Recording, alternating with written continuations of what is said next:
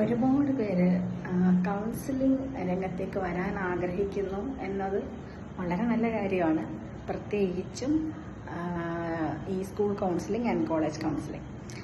ഞാൻ വർഷങ്ങളായിട്ട് school കൗൺസിലറാണ്, college കൗൺസിലറാണ്. എനിക്ക് പറയാനുള്ളൊരു കാര്യം എന്ന് വെച്ചാൽ, ഇതത്ര എളുപ്പമുള്ളൊരു കാര്യമല്ല.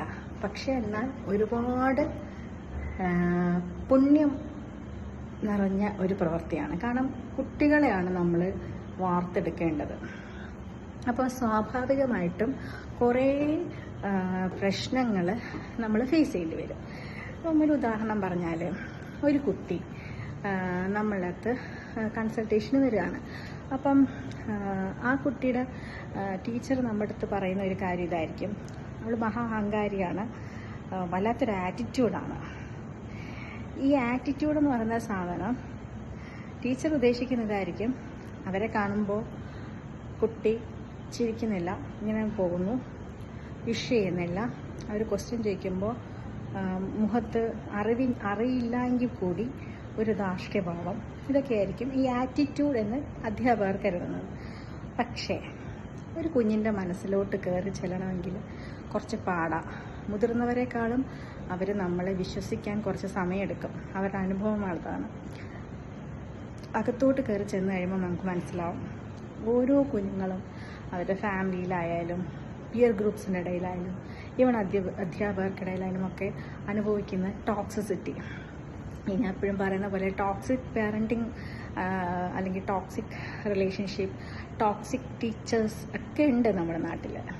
അപ്പോൾ നമ്മളെല്ലാം സാധാരണ മനുഷ്യരാണ്, പെട്ടെന്ന് ഈഗോയിസ്റ്റിക് ആവുന്നവരാണ്. പക്ഷേ നമ്മുടെ വിദ്യാർത്ഥികളോട് നമ്മൾ ആ ഒരു നിലപാടെടുക്കരുത്.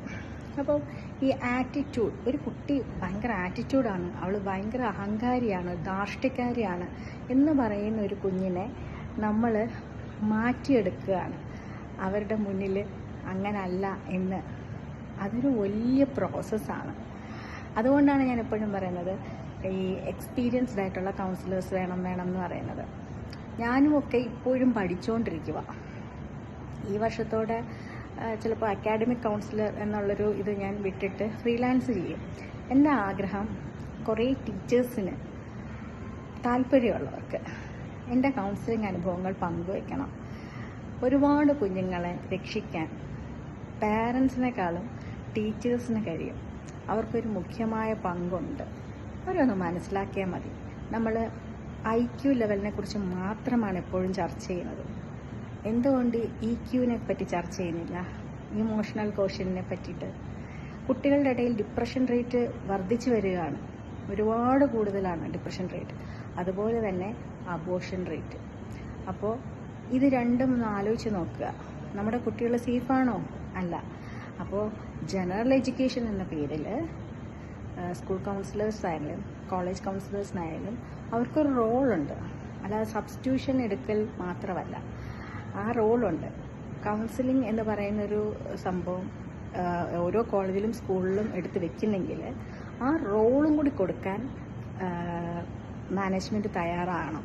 അല്ലാത്ത പക്ഷം വെറുതെ ഒരു പോസ്റ്റായിട്ട് അത് വെറുതെ അങ്ങനെ പോകും. പക്ഷേ അതിനൊരു റോളുണ്ടായിട്ട് മോണിറ്റർ ചെയ്യട്ടെ, അതിന് മുകളിൽ മോണിറ്റർ ചെയ്യാൻ ആളുകൾ വരട്ടെ. ഒരുപാട് കാര്യങ്ങൾ നമുക്ക് ചെയ്യാനുണ്ട്.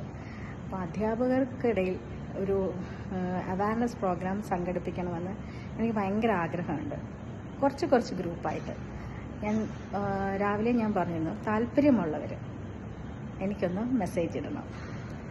ഓക്കെ.